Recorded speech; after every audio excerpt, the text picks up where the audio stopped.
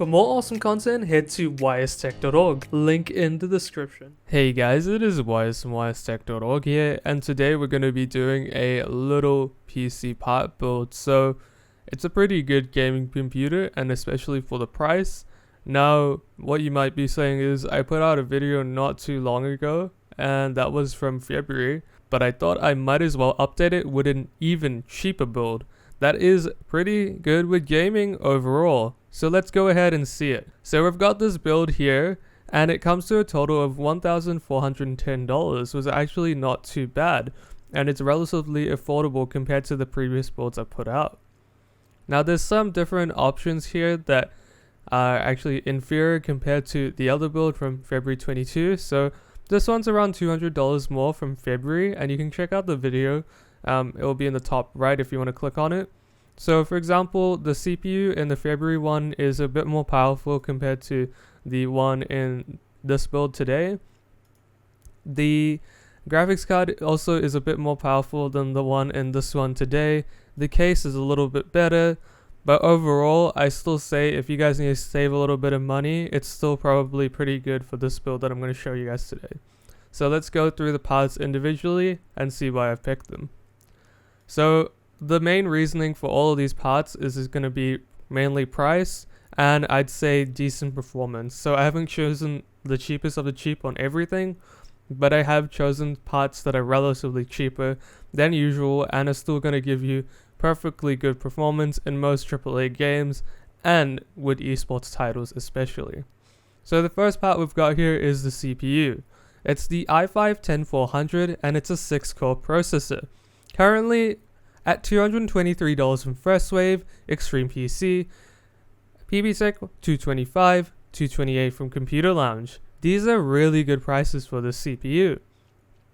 It's a 6-core processor. It's a little bit older than the 11400F. However, it still performs very well in games and still even rivals the Ryzen 5 3600 in games. Now the Ryzen 5 3600 would generally be better for multitasking or anything for productivity. However, at the same time, I have personally seen in benchmarks that the i5-10400 does perform a little bit better in gaming applications compared to productivity, which means that the Ryzen 5 3600 is just a little bit not as good in games, if that makes any sense. So still a perfectly good CPU for the money, and especially below $230 New Zealand, that's an absolute steal. It's a pretty good price. If you guys want to get something a little bit better, again, the 11400F is here, but the 10400F is more than enough. Let's go ahead to the motherboard. So I've chosen a B560 board. It's the MSI one, a Pro VDH one from Computer Lounge. It comes with 4 slots for RAM, and it comes with 4 SATA, and is overall pretty decent. It comes with an M.2 slot as well, which is great. And for $159, I'd actually say that's a good price for a B560 board, especially for Intel. That's not too badly priced. Usually the AMD boards are a wee bit cheaper, but at the same time, I think it's going to offer you perfectly good performance, especially at a cheaper price level. I personally own an MSI board. I haven't had any issues with it, although it's not this board. I own an A521 from AMD, the AMD socketed one. So I personally haven't had any bad experiences with MSI, but again, it's one of the cheaper B560s, so that's why I've chosen it. And I mean, $159, that's not too badly priced. So nothing too much more to say about it. So let's go ahead over to the RAM. So RAM is actually at a good price right now. The G-Skill Ripjaws V10, Ripjaws V series is at a good price of $109 from PBTech, currently on special, and it's 16GB DDR4 3200 CL16. There's also 2 other options for RAM here. So the first one, the alternative, is the Corsair Vengeance LPX, also $109, DDR4 3200 CL16, just in case this one goes off special or it runs out of stock. There's also the Kingston Fury. It's DDR4 3200 CL16, $109, currently on special from Computer Lounge. So you've definitely got a few options in terms of RAM. If you guys want to search up the chipset differences between all of them, then that's perfectly good to do so, because there will be slight differences. But at the same time, it's a good price for a good kit of RAM for 16 gigs. 109, that's very, very cheap.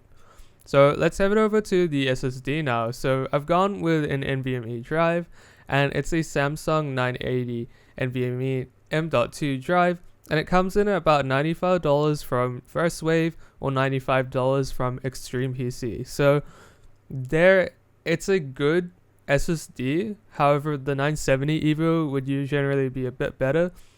But at this price point, I really can't complain, especially it's a 500 gig NVMe M.2 SSD, and it's from Samsung.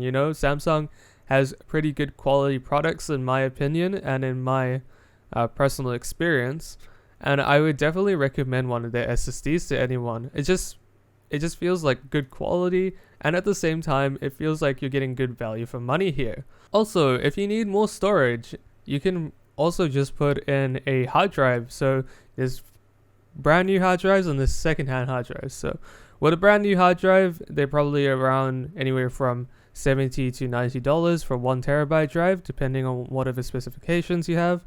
And the second option would be secondhand. So generally with a secondhand drive, I would always say only put your games on it. So don't put any personal data like important files, irreplaceable photos and videos. Those all need to go on a brand new drive. Now, I'm not saying that the brand new drive won't fail, but at the same time, it's probably less likely to fail than a secondhand drive.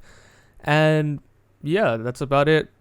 Pricing for secondhand drives, generally for 1 terabyte, you should be looking below about 35 New Zealand dollars for a really good deal, and usually 2 terabytes for about $50 or less, 45 to 50. So anywhere around that price range, you'll be perfectly fine. So let's head over to the graphics card. I've gone with the XFX Radeon RX 6600, and it's an 8GB card. It's currently $599 from Computer Lounge on special, and I think that's a pretty good price for it. The only reason I say it's a good price for it is because it's come down in price. So as it comes down in price, it will get better and better a deal. So hopefully it will drop to below $550, but at the moment that's not too badly priced. It's one of the cheapest, newest cards that have dropped in price recently, so that's one of the main reasons as well why I'm putting it here. It's a pretty low power consumption card. It's not the best in terms of its outright performance, but at the same time in New Zealand, when your options below $600 are literally 1050s and 1650s, or even a 3050 or a 6500 XT, I think this is a pretty good card at the moment in New Zealand, and it definitely fits, I dare to say, budget category. It's starting to dip into that territory, and I think that it's a really good price for this one. So guys, if you guys need a card, they should be coming down in price, generally all of them. That's the general trend overseas as well. But I wouldn't sleep on this one, to be honest. If you guys really needed a card, it's not too bad. Search some benchmarks out for it, understand what the card is giving you in terms of performance. Anyone like Hardware Unbox will give you a pretty detailed review on one of these. I'd highly recommend to go check one of his videos out. Overall, great card, great price. If you guys need a card right now, why not? It's probably one of the better cards into New Zealand to buy right now, at, dare I say again, the budget range. So let's go ahead and check out the case. So the case, I'm going to have to cheap out on this one just to keep the budget down. It's the Antec VSK10, and it comes at $88 from Mighty Ape. So it's the only one that I saw that looked decent. Now, I haven't personally owned this case nor built in it before for anyone. The only reason I'm putting it here is because of price. Now, you can change this out, and you can, if you want to, especially if you want to upgrade in the future. But if you know you're never going to upgrade, it should be alright to build in this case. It just might be a pain in the butt for some things because it is a budget case, like cable management or the quality of the aluminium. I don't know. I honestly not too sure. But from what I've seen, in general, write-ups from people, it seems like an okay deal. So it's a cheap case. It's micro ATX mid-tower, so you won't be able to fit a full-size motherboard in there as far as I know, because it can't fit it physically. But it's got the glass side panel. It looks pretty decent. It comes with one fan at the back, and it's only $88. So there you guys go. If you guys want to pick another case, I'm more than happy for anyone to do that. All of my recommendations are just recommendations at the end of the day. And if you guys find something better value for money, or you can see better value in spending more money for any of these parts, then go ahead and do so. That's pretty smart.